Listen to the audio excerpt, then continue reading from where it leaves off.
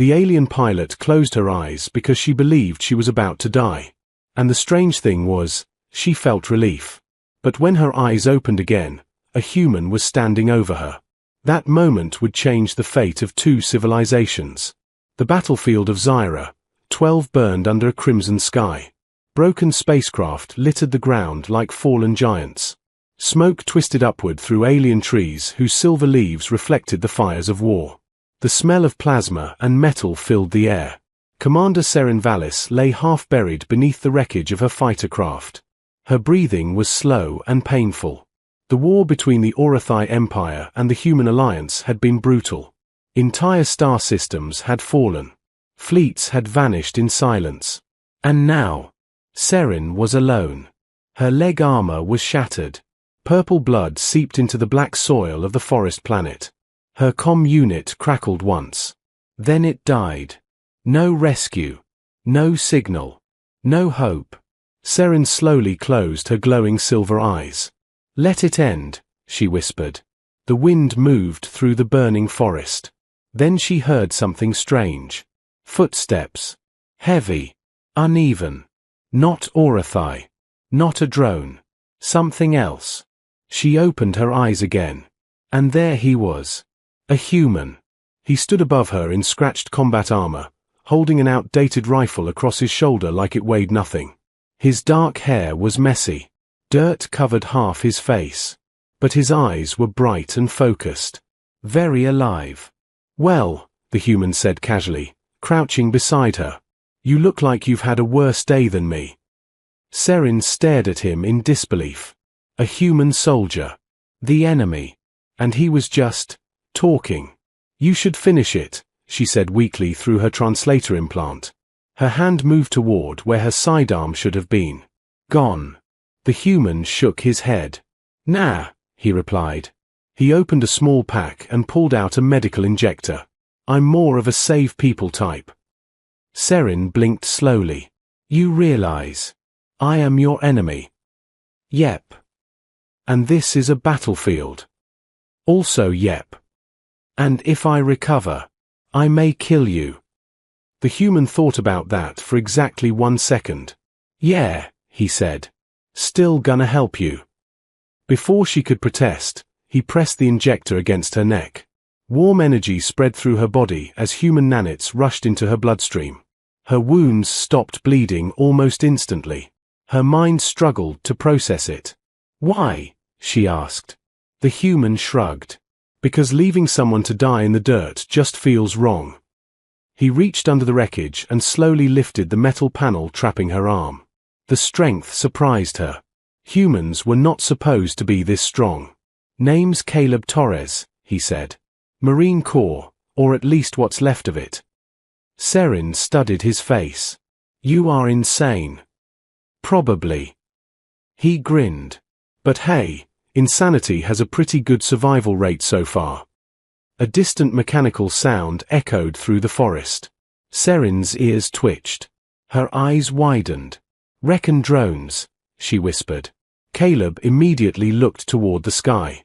Small black shapes moved between the clouds. Orothai hunter drones. They were scanning the battlefield. If they detected Caleb, they would erase him instantly. "You must leave," Seren said urgently. "They will kill you." Caleb grabbed her arm. "Can you walk?" "No." "Great," he muttered. "Then this just got complicated." Without hesitation, Caleb lifted her over his shoulder. The sudden motion shocked her. "What are you doing?" she demanded. "Not dying today," Caleb said. "Plan is still forming, but step 1 is leaving this burning mess." The drones buzzed closer. Their scanners pulsed blue across the ground. Caleb ran. He crashed through the alien forest, dodging shattered trees and molten debris. Seren could feel his heartbeat pounding through his armor. Strong. Fast. Fearless. "You're making a mistake," she told him. "Probably." He jumped across a collapsed trench. But humans are pretty famous for those. The forest thickened. Giant crystal plants glowed faintly in the darkness. Caleb slid behind a massive stone ridge. The drones passed overhead. Silent. Searching. Then they were gone. Caleb exhaled slowly. Okay, he said. Step 2 of the plan. Figure out step 2. Seren looked at him carefully. You saved me, she said quietly. Yes. Even though I am your enemy. Yes. Her eyes narrowed. You humans are strange. Caleb laughed. Yeah. We hear that a lot. Seren leaned back against the rock. For the first time since the crash, she felt something unexpected. Hope. And deep inside her mind, a strange thought formed. Maybe the humans were not the monsters the Empire believed. Maybe they were something far more dangerous. Because humans didn't just fight. Humans cared. And sometimes that made them unstoppable. By dawn, the forest had changed. The fires behind them had finally begun to die, but the silence that replaced them felt worse. On Zyra 12, silence was never empty. It meant something was waiting. Caleb Torres knew that feeling well. He crouched beside the mouth of a narrow stone hollow while the first grey light slipped through the giant crystal leaves overhead.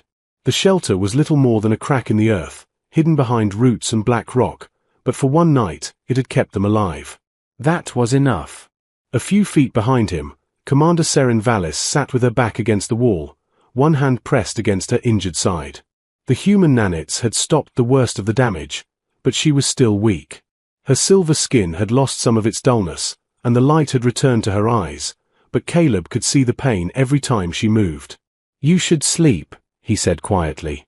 Seren looked up from the small alien scanner in her hand. And you should stop pretending you are not exhausted. Caleb smiled faintly. Fair point. He leaned back against the rock and checked the power cell on his rifle.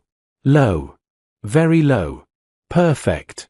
Everything today seemed to be low. Ammo, food, power, chances. But humans had built entire civilizations with less. Seren studied him for a moment. You are thinking too hard again. That obvious? To my people, yes. Caleb rubbed his face. I was just trying to think of a way out. She glanced toward the forest. There may not be one. He looked at her. That line right there? That is exactly why humans make bad decisions. She tilted her head. Explain. Because the moment someone says there's no way out, a human brain starts acting like it's a personal insult. For the first time that morning, Seren's mouth almost curved into a smile. Almost. Then her scanner flashed red. Both of them froze.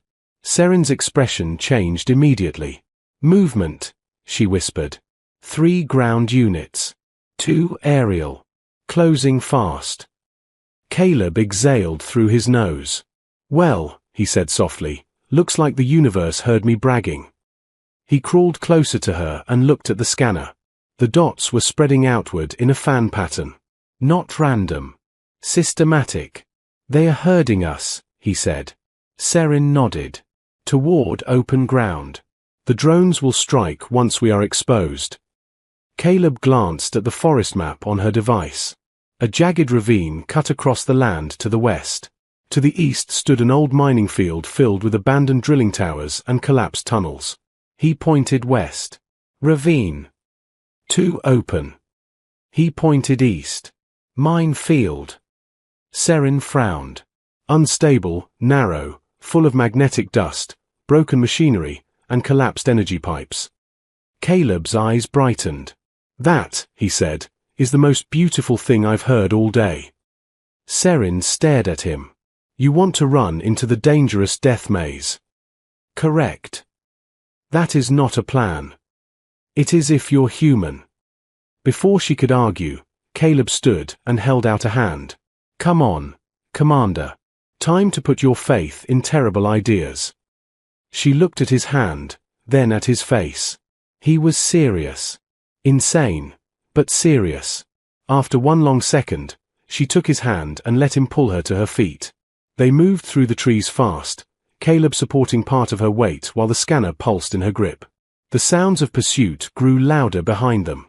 A low hum in the sky. Metallic feet striking stone. The enemy was close enough now that Serin could identify the pattern. Not Orathai, she said suddenly. Caleb looked at her. What? She stopped near a fallen crystal trunk. These signals, they are not Imperial. His face hardened. Then whose? Serin's expression darkened. The Varkesh Dominion. Even Caleb, who knew only fragments of galactic politics, had heard the name. The Varkesh were raiders. Opportunists. A species that thrived in broken systems and border wars. They sold weapons, stole planets, and harvested survivors from battlefields for labor or worse. Caleb looked back toward the trees. So they waited for us to weaken each other. Yes. And now they're cleaning up. Yes. He gave a bitter laugh. Wow. Space really does have pirates. Serin didn't answer. She was listening. Then she said, they will not take prisoners we can survive becoming. Caleb's jaw tightened. Then let's disappoint them. They reached the mining field minutes later. It was a graveyard of old industry. Towering metal rigs leaned at impossible angles. Broken conveyor arms hung over cracked earth. Thick cables snaked through pools of red mud. Strange silver dust floated in the air like fog, sticking to armor and skin. Caleb looked around once and grinned. Oh, this place is perfect.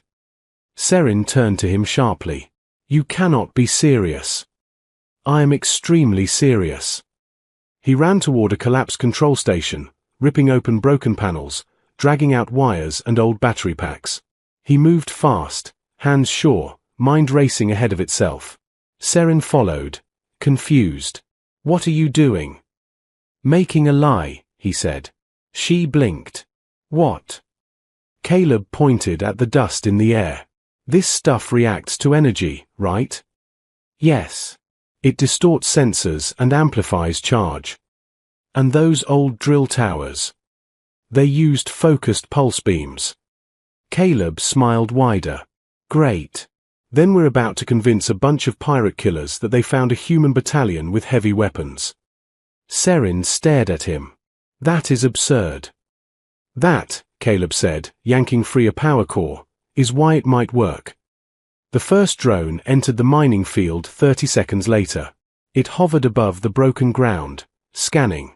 Then Caleb slammed 2 exposed wires together. The entire field came alive. A pulse ripped through the old towers.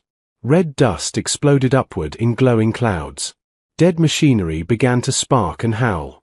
A line of broken signal beacons flashed in sequence across the ruins, reflecting off the mineral haze until the whole mine looked full of moving light and armed positions. Serin understood at once. To clean sensors, it would look like dozens of targets. Dozens of human energy signatures. Moving. A trap. The drone immediately banked away and transmitted an alarm. Caleb laughed. Oh, they bought it. They actually bought it. Then the ground shook. A deep horn echoed across the mine. Serin's expression changed. That is not retreat, she said. Caleb turned. From the far ridge, armored Varkesh troops began pouring into the field anyway. Not cautious. Not fooled. Angry. At their center walked a massive figure in dark-plated armor, taller than any human, carrying a shock axe across one shoulder. Serin's voice dropped. War Captain Drav. Caleb looked at the approaching force. Well, he muttered, he looks friendly. He is a butcher. Even better. Serin grabbed his arm. There are too many. Caleb looked at the unstable towers, the dust clouds, the broken energy pipes buried beneath the ground. Then he looked at the advancing pirates.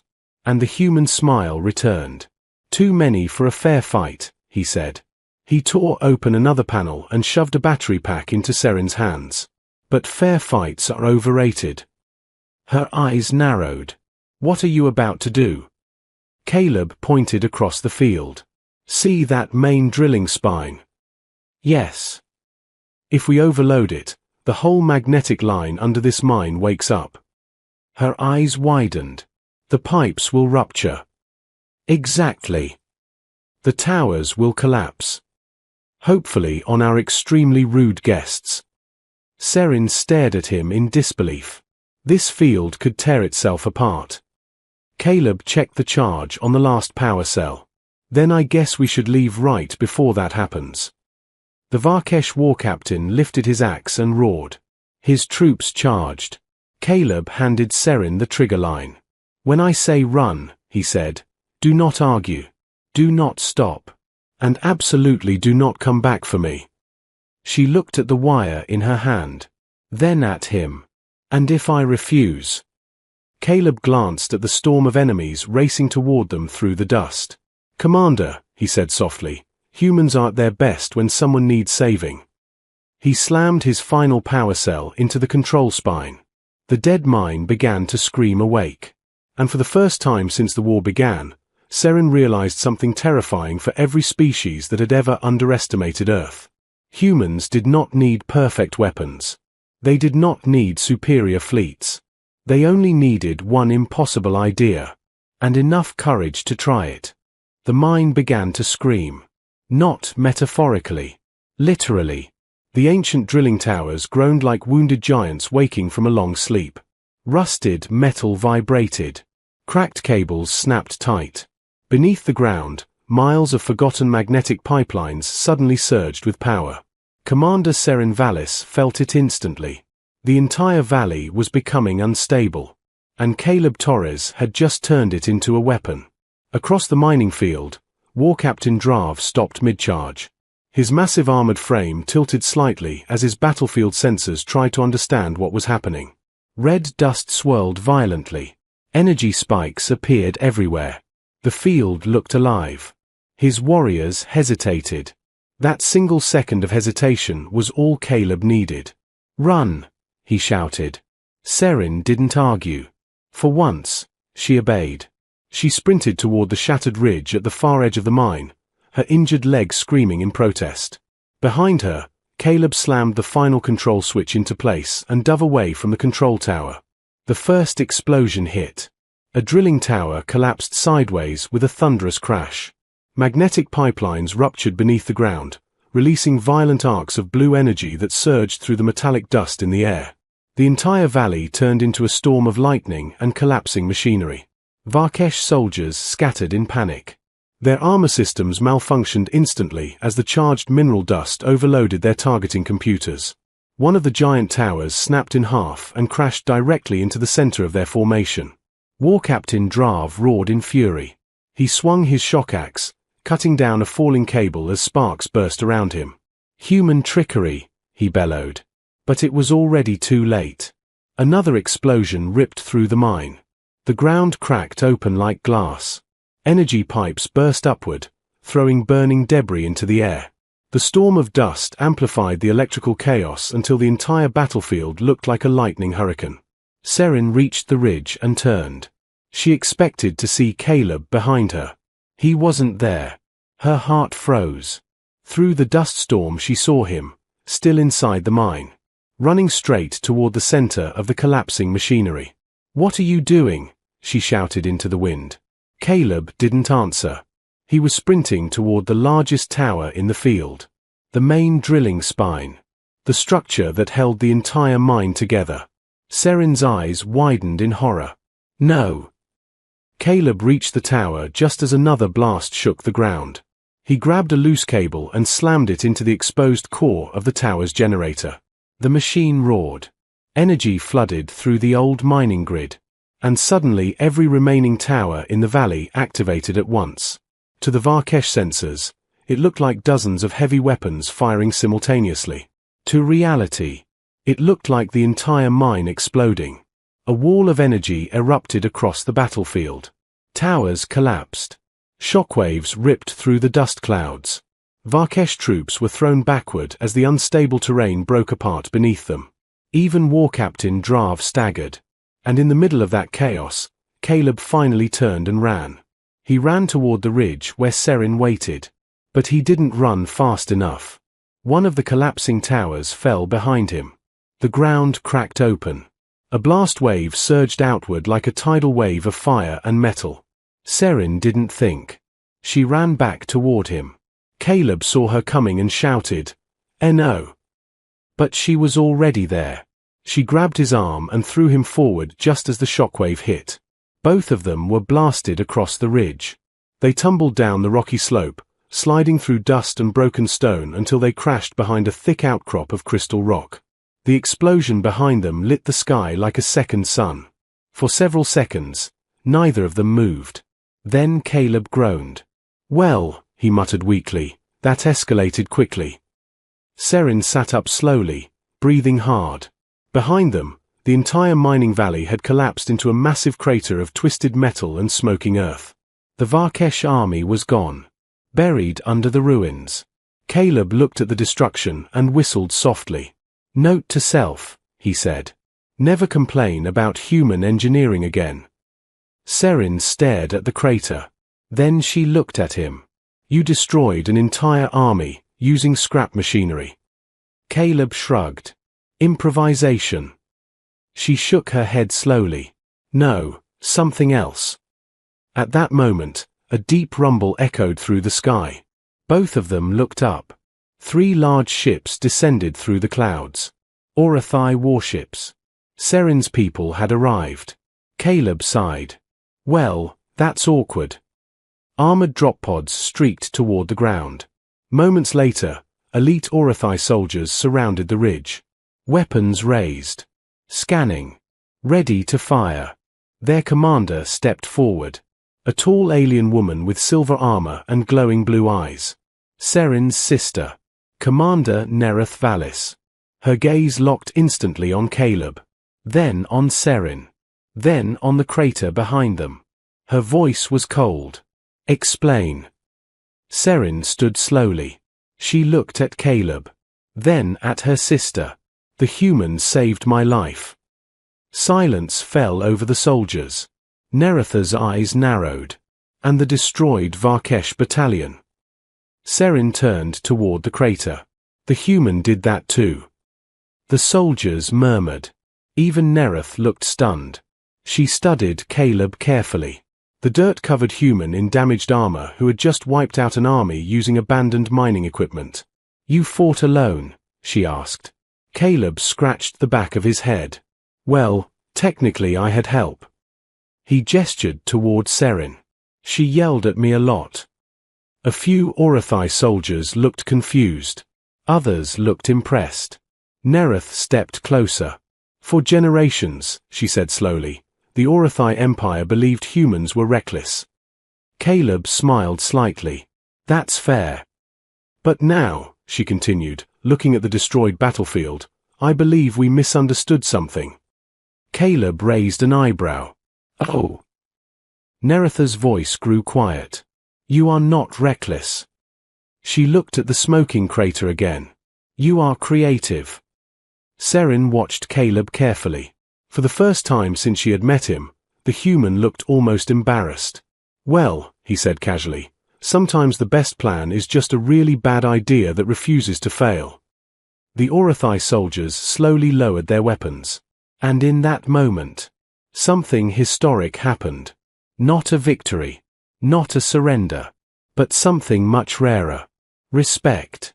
Because across the stars, powerful civilizations had long believed strength meant advanced weapons, perfect strategy, superior fleets.